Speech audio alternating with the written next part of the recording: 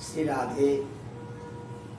आइए छठे स्कंद के चौथे और पांचवें अध्याय पर चर्चा करते हैं।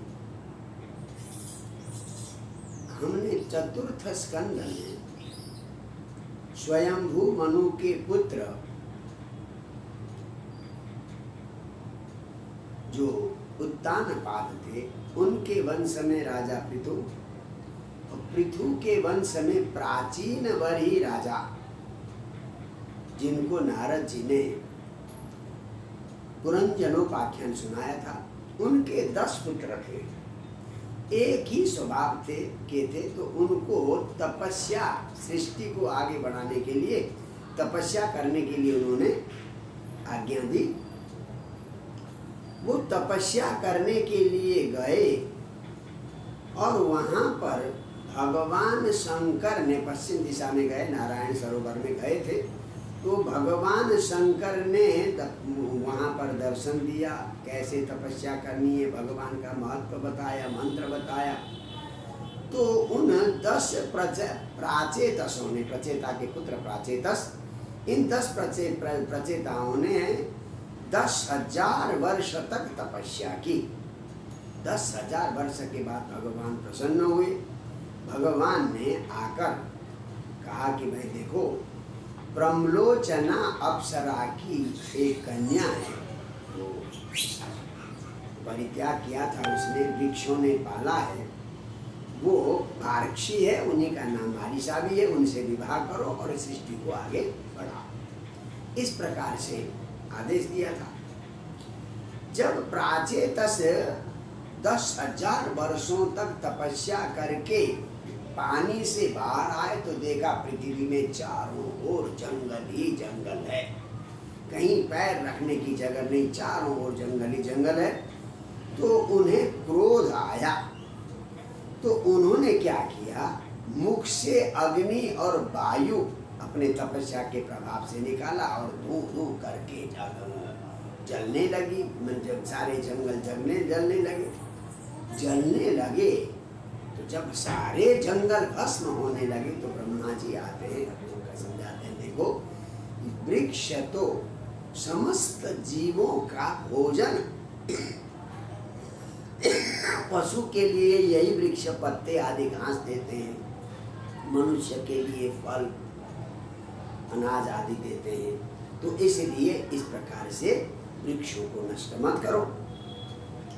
तो ब्रह्मा जी के आदेश से मारीसा से विवाह करने का आदेश दिया।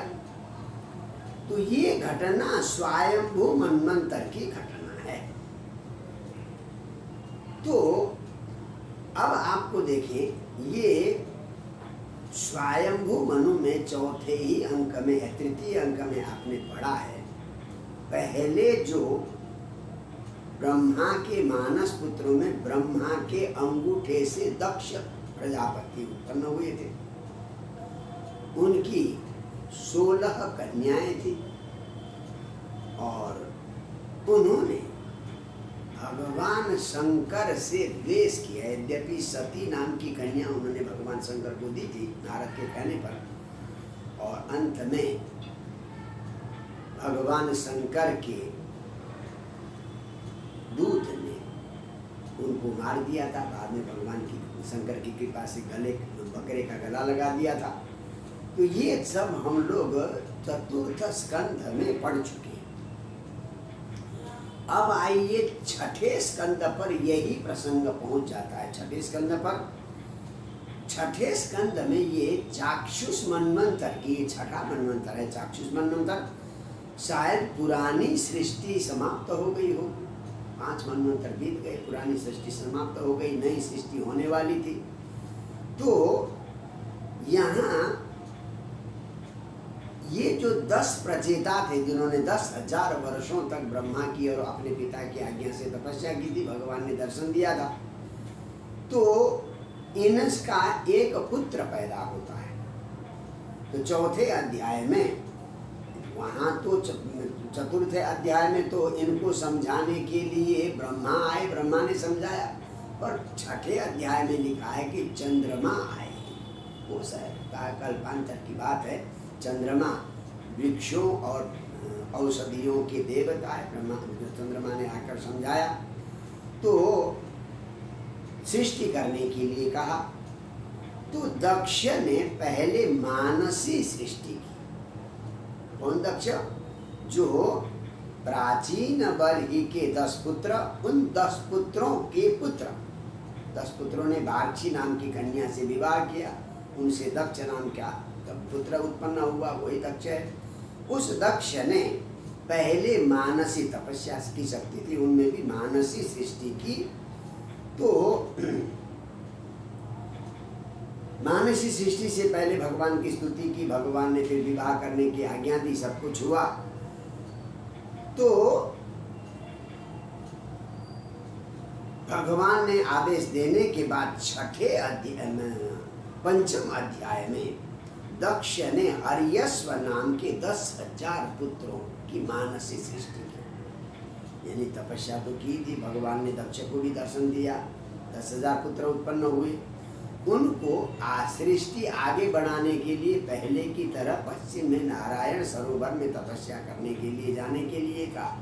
ये 10,000 पुत्र एक ही स्वभाव के थे, ये भी गए, वहाँ तपस्या कर रहे थे। वहाँ नारद जी पहुँच गए और नारद जी ने जाकर ऐसा उपदेश दिया, निवृत्ति मार्ग का ऐसा घुमा फिराकर उत्तर दिया। ये भी मानस पुत्र थे, सात्विक प्रभाव के थे। नारद जी के वचन से ये एकदम वैरागी हो गए, इन्होंने निवृत्ति मार्ग अपना लिया, संन्यास्त हो गए। अब गृहस्थ में आने की इनकी प्रवृत्ति नहीं हुई, सन्यासी हो गए। 10,000 पुत्रों को सन्यासी बना दिया नारद जी ने। फिर दोबारा ब्रह्मा जी ने आकर कहा कोई बात नहीं, जो हो गया, एक बार और प्रयास करो। दोबारा फिर हजारों पुत्रों को, सबलाश्व नाम के हजारों पुत्रों को मानस से मन से उत्पन्न किया, उन्हें भी उसी तरह से तपस्या करने के लिए भेज दिया।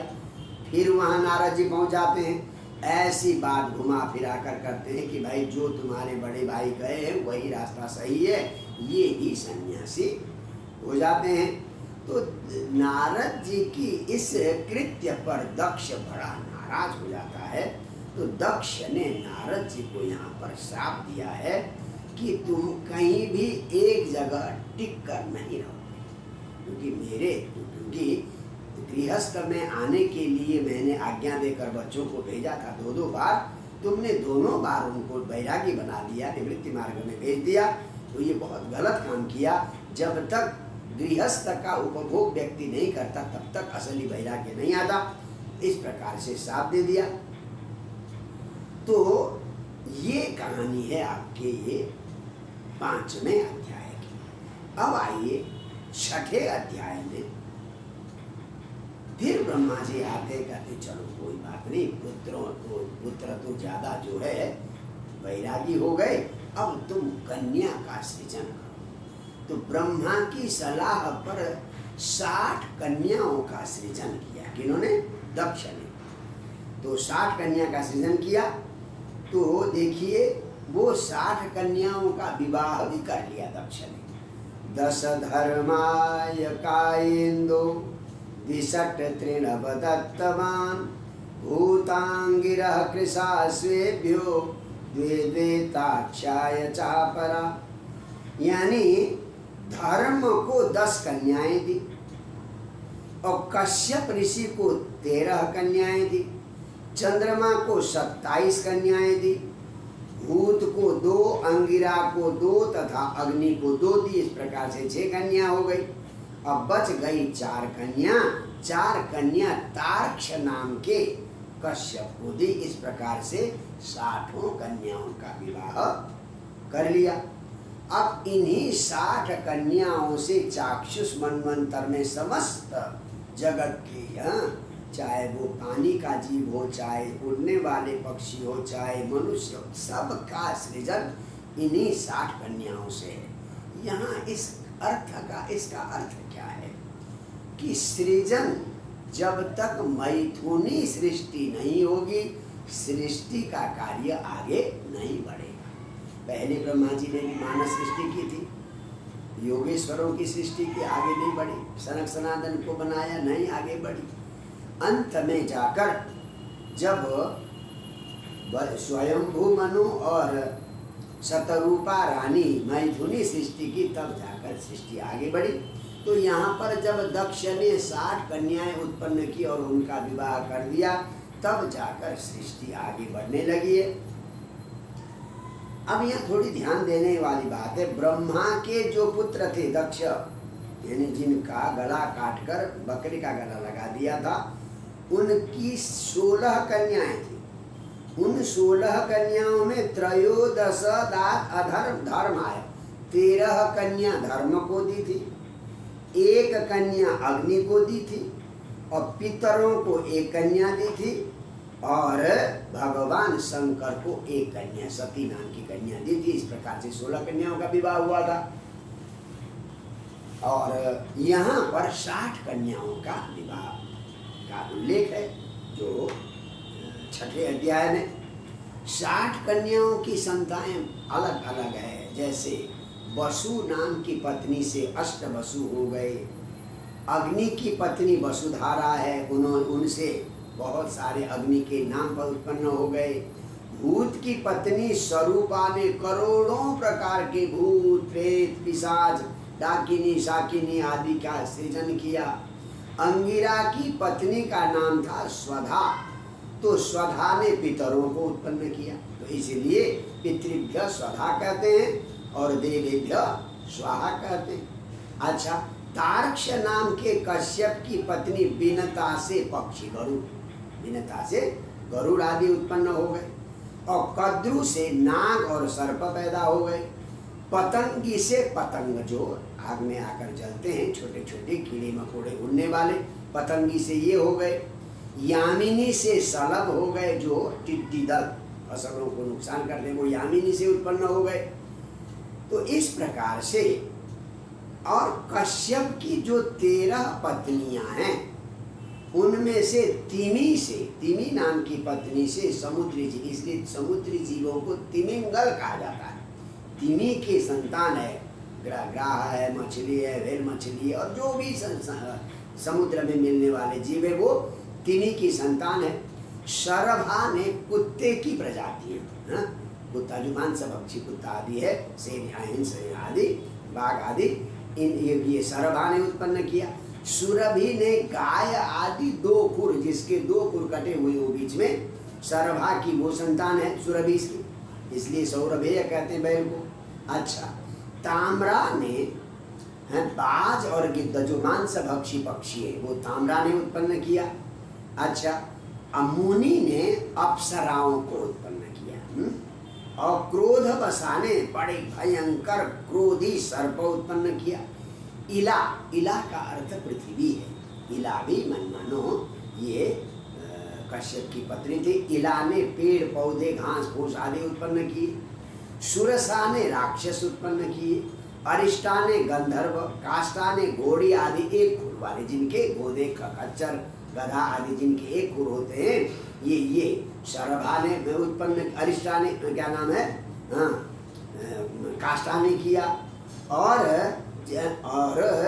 इस प्रकार से, और दनु ने 61 दानव, देखिए हमारे शास्त्र में दैत्य दानव राक्षस इनका नाम है।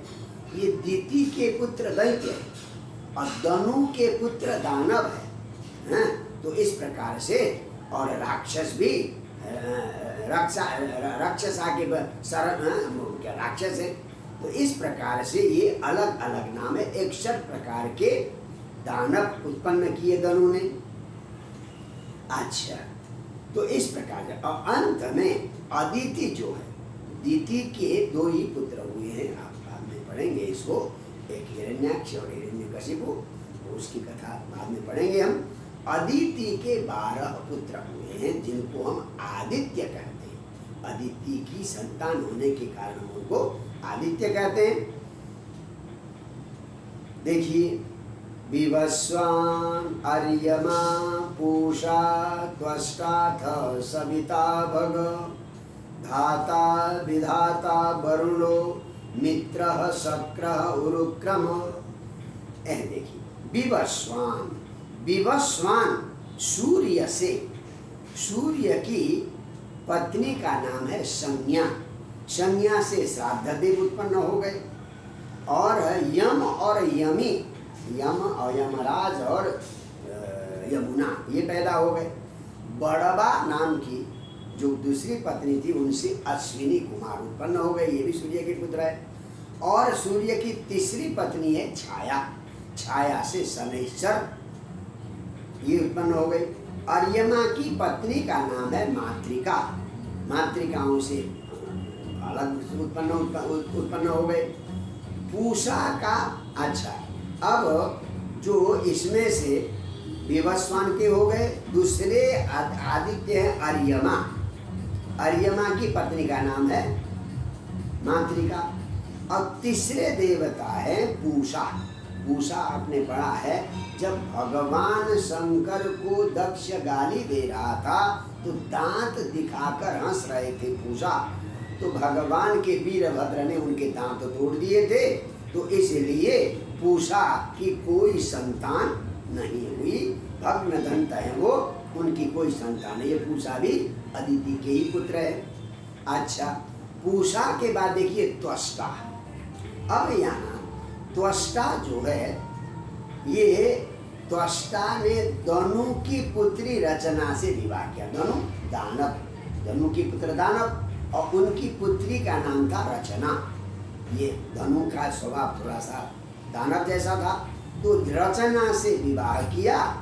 और एक ऐसी घटना घट गई, इंद्र से अपने गुरु बृहस्पति का अपमान हो गया था, तो बृहस्पति रूठ कर चले गए, इंद्र को मिले नहीं, तो गुरु की आवश्यकता थी, इसीलिए देवताओं ने जाकर उन त्वष्टा को, जिन्होंने दनु की कन्या रचना से विवाह किया था, दानवी से विवाह किया था, उनको पुरोहित बनाया। अब उससे फिर वृत्तासुर की कहानी प्रारंभ होती है। इस प्रकार से